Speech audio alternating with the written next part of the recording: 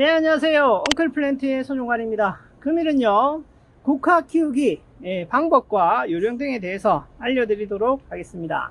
제가 오늘 준비한 국화는 소국입니다. 노란색 소국 준비했고요. 자, 일반적으로 하회단지, 원회단지 가면 대국, 요즘에는 대국 많이 안 키우고 무리로 자라는, 번들로 무리로 자라는 소국이 많이 인기가 있습니다. 그래서 저도 소국 위주로 준비를 했고요. 이 국화는 그 원산지가 중국입니다. 그래서 중국에서 자라다가 여러 각지 나라에 맞는 그 국화들이 개량되고 개발되면서 그 여러 가지 분포를 가지고 있다라고 보실 수가 있고요. 색도 너무 다양하고 향기도 좋고 그렇습니다. 그래서 집에서 많이 키우고 특히 이제 가을 되고 10월 11월 되면 가장 많이 팔리는 것이 바로 이 국화다 라고 보실 수가 있습니다. 자, 이 국화는 생장을 할 수 있는 성장 온도는 15도에서 20도 가량 됩니다. 그래서 그 온도 내에서 가장 잘 성장하고요. 그리고 개화를 하기 위해서 18도 이상의 온도를 맞춰주시면 잘 자랄 수 있다. 그리고 월동이 가능합니다. 그래서 노지 월동을 시켜주시면 되고, 베란다가 있으시고 베란다에서 키우신다 하면 조금 추운 곳에 놔두셔도 돼요. 그래서 가을 11월달 지나고 나서 뭐 동국도 있지만 겨울에 피는 국화도 있지만 일반적으로 가을에 지고 나면 그것을 다 말라버려요. 말라가지고 잎이 다 떨어지고 그 가지가 다 이렇게 팽하게 되면 절단을 다 하시고 이렇게 전지 작업을 다 하시고 나중에 그것을 베란다에 한 곳에 양지 바른 곳에다가 놔두시면 다음 해가 되면 다시 개화합니다. 어마어마하게 더 크게 개화를 하니까 버리시지 마시고 잘 키워주시면 좋을 것 같아요.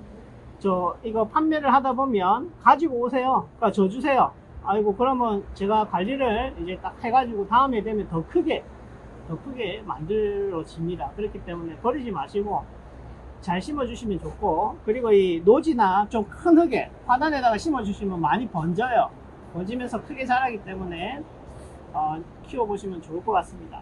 그리고 수국의 특성상 햇빛의 양을 일정하게 계속 이렇게 공급을 해줘야지 개화가 되기 때문에 광도가 높은 곳 아니 양지 바른 곳에서 키워주시면 좋아요. 그래서 음지 성장은 개화를 전반적으로 다 끌어내지 못하기 때문에 음지 쪽에서 키우시는 건 좋지 않다. 그래서 양지에서 키우시는 게 좋겠다 라고 봐지고요. 자, 물주기입니다. 물주기는요, 겉흙이 마르면 충분히 이렇게 관수를 해주시고요.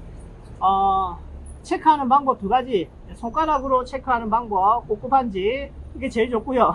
느낌이 바로 오니까 좀 지저분하다 싶으면 이 나무젓가락을 가지고 나무젓가락이 젖은 정도를 겉흙이 말랐기 때문에 어느 정도 젖었는지 모르잖아요. 그죠?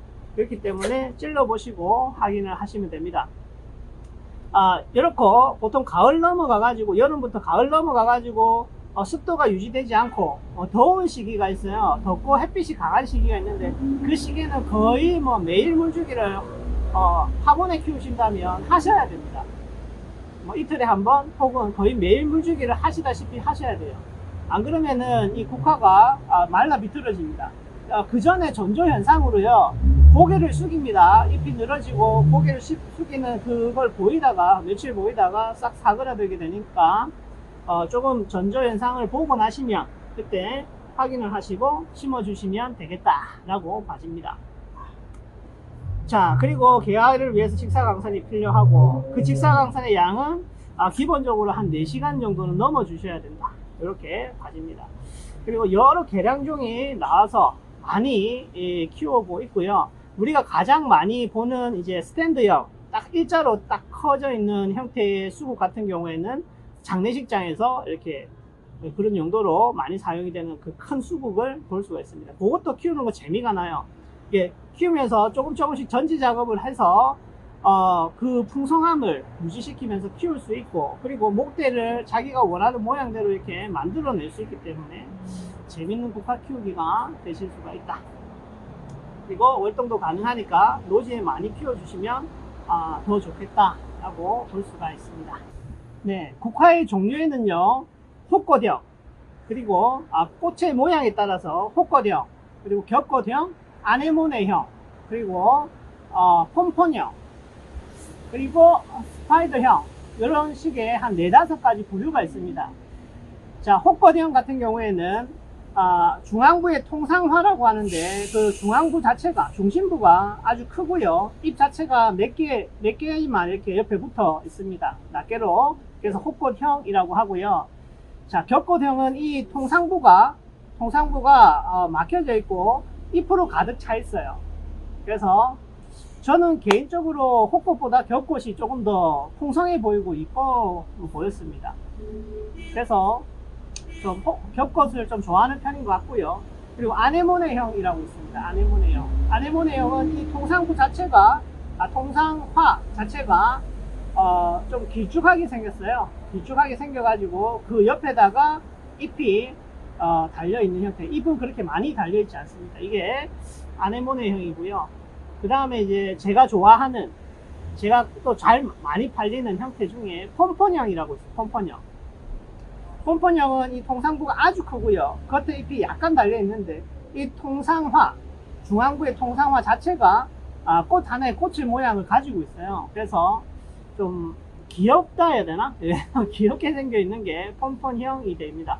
그리고 스파이더형은 이 통상화가 작고 잎이 길단길단하게 생겨가지고 마치 거미의 다리처럼 생겼다라고 해서 스파이더형이 있습니다. 이것은 이제 꽃잎과 꽃의 모양에 따라서 이렇게 나눈 형태다라고 봐집니다.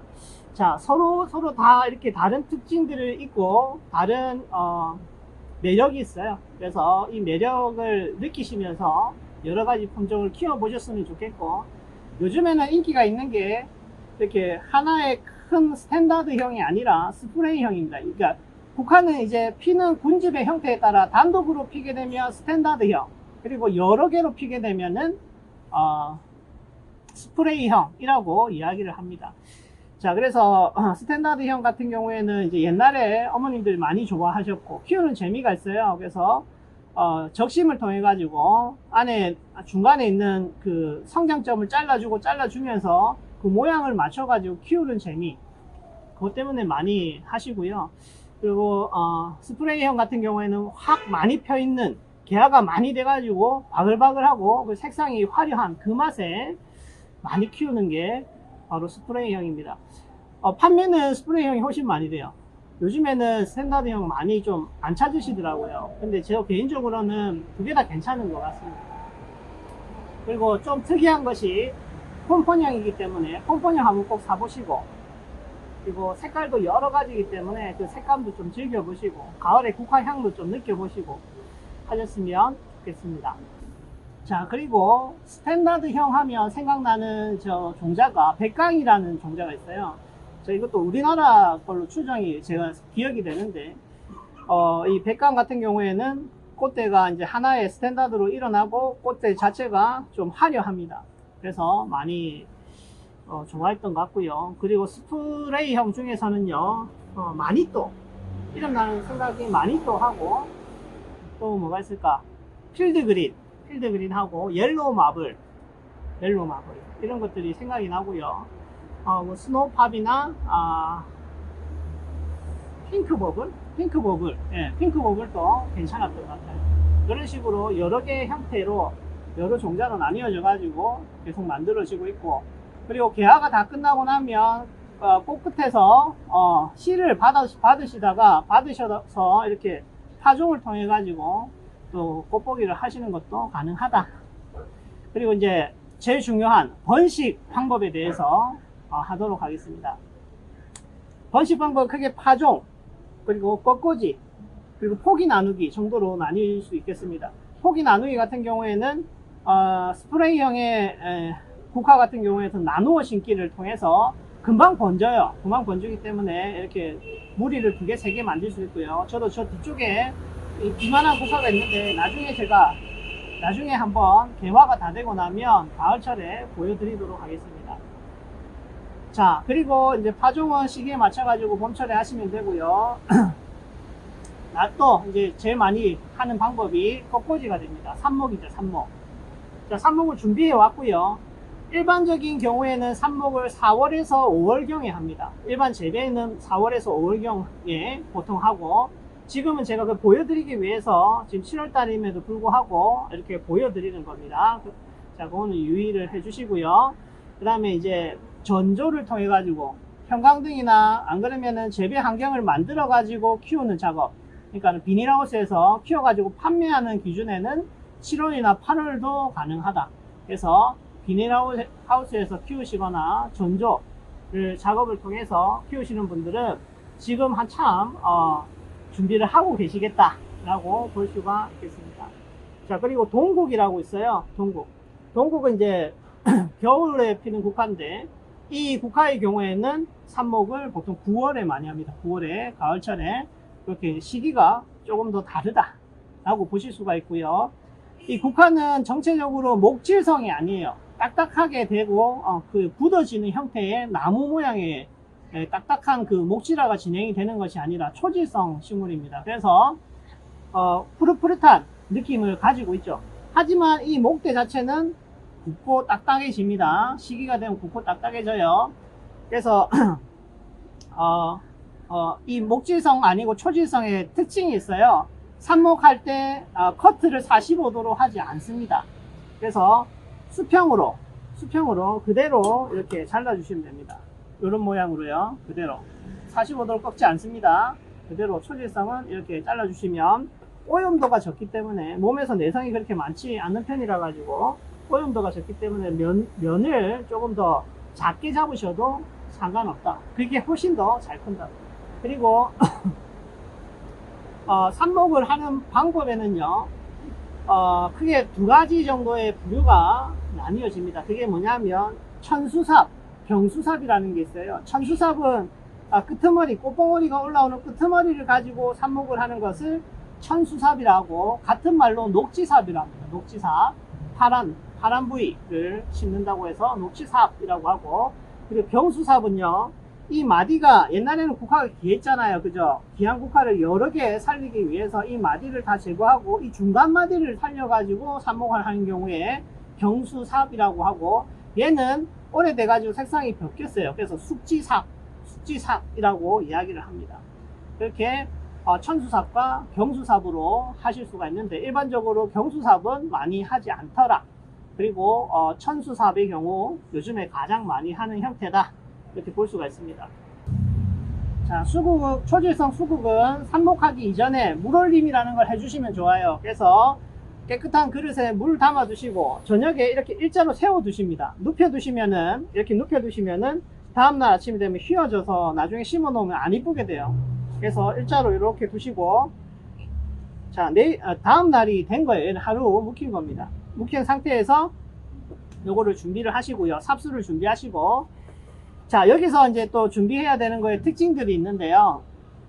그러니까 쉽게 이야기해서 이제 국화의 종류가 꽃봉오리 크기에 따라서 큰 것, 중간 것, 작은 것, 이렇게 세 가지 정도로 나뉠 수 있는데, 삽수의 길이가 그 꽃의 크기에 따라 나뉘어집니다. 그래서 꽃이 작은 거는 3cm, 보통 3cm에서 4cm, 그리고 중간 것은 한 4cm 기준에 4cm에서 5cm, 그리고 대구 큰 거는 한 5cm에서 6cm 정도로 준비를 해 주시면 되고요.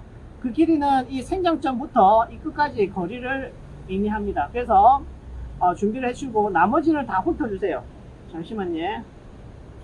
이 경우에 밑에 부분을 충분히 다 이렇게 훑어 주십니다. 나머지 잎이 남지 않도록 훑어 주시고, 위에 잎을 한 4-5장 정도 남겨 두시고요. 이 길이를 생장점부터 이 길이를 한 3cm에서 4cm 정도 남겨 두시고 수평으로 잘라 주십니다. 수평으로 이렇게 잘라 주시면 돼요. 마찬가지로 얘도 3-4잎 정도 남겨 두시고 수평으로 잘라 주시면 됩니다. 수평으로 이렇게 잘라 주시면 되고요. 끄트머리 좀 남은 것들은 이렇게 조금씩 쳐주면 잎이 끝에 증산작용을 좀 막아줌으로써 훨씬 더 삽목이 잘 되게 됩니다. 그래서 끄트머리를 조금만 남겨두시고 마지막에 이렇게 남아있는 것들은 살려주셔도 되고, 이렇게 잘라주세요. 잘라주시면 훨씬 밝으니 유리하게 됩니다. 자, 이런 상태에서 삽수를 준비해 주시고요. 자, 젖은 흙입니다. 젖은 흙. 젖은 물 떨어지죠? 젖은 흙에다가 그대로 꽂아 두시면 돼요. 그래서 잡으시고 자리 그대로 원하는 대로 이렇게 꽂아 주시면 됩니다. 여기서 중요한 거는 재단을 하실 때, 여기서 보여드릴 건데, 재단을 하실 때 이 마디 위로 자르는 게 아니라 마디 바로 밑에를 자르시는 게 좋아요. 왜냐하면 이 마디가 발근에 유리한 부분이기 때문입니다. 그래서 에너지를 모으고 있고 나중에 여기서 뿌리가 나올 거예요. 그래서 이 부분을 살려가지고 바로 밑에를 자르셔가지고 삽목하시는 것이 유리합니다. 자, 이렇게 3개. 그리고 흙을 준비해 주시는데, 흙은 이제 보시면 아시겠지만 모래질 흙, 혹은 마사토가 섞여져 있는 조금 마른, 좀 영양분이 적은 흙에다가 심어 주시는 게 발근에 더 유리합니다. 그리고 오염도를 조금 낮출 수 있기 때문에, 자, 그렇게 이렇게 삽목을 하시면 되겠습니다. 자, 이렇게 해서 4월 5월 중에 삽목을 하시면 성장세를 계속 이어가다가 강도가 직강이 하루에 4시간 이상, 그리고 온도가 18도 이상 되는 구간에 계속 반복이 되면 나중에 가을에 멋진 이쁜 꽃을 보실 수가 있습니다. 자, 수국의 종류는 너무 많고, 국화의 종류는 너무 많고 다양하기 때문에 국화마다 조금의 특성은 다 다르게 있다 라고 보실 수가 있고, 그리고 그에 맞는 키우기를 하시면 되고요. 저는 일반적인 경우에 이야기를 드리는 겁니다. 자, 이렇게 보시면 될 것 같고요. 국화의 종류, 그리고 국화의 색상에 따라 국화는 여러 가지 꽃말을 가지고 있습니다. 자, 국화의 흰색은 성실함과 근면함, 진실함을 의미하고요. 자, 노란색은요, 짝사랑하는 마음, 그리고 실망하는 마음을 나타낸다고 합니다. 그리고 붉은색의 국화는 열렬히 사랑함을 의미한다고 합니다. 이렇게 여러 가지 의미의 국화들을 많이 키워보시고 그 다른 행사나 이벤트에 사용을 해 보셔도 좋을 것 같고요. 그리고 주의사항 하나 있습니다. 국화를 이렇게 삽목을 하시고 나서 얘는 이제 영양가가 없는 흙이잖아요. 그래서 이 흙에다가 삽목을 하고 발근이 빨리 되고 나면 한 20일, 15일에서 20일 정도 걸립니다. 20일 이후에 그늘에 두시고 겉흙이 마르면 계속 물을 주세요. 그리고 나서 이제 발근이 완전히 완성이 되고 나면은요, 이후에 화분을 옮겨 주셔야 돼요. 그래서 2번, 3번에 조금 더 큰 화분으로 옮겨 주시면 이 국화가 무리가 엄청 많이 커져요. 그래서 화분을 옮겨 가시면서 2번, 3번 이렇게 하기 힘드시면 작은 화분에서 큰 화분으로만이라도 옮겨 주시면은 잘 자랍니다. 빨리 잘 자라고요. 그리고 이 삽목하실 때 이 삽순이 되는 요 마디를 잎이 바닥면에 닿지 않도록 유의를 해주시면 좋을 것 같습니다. 여기까지 국화 키우기 였습니다. 감사합니다.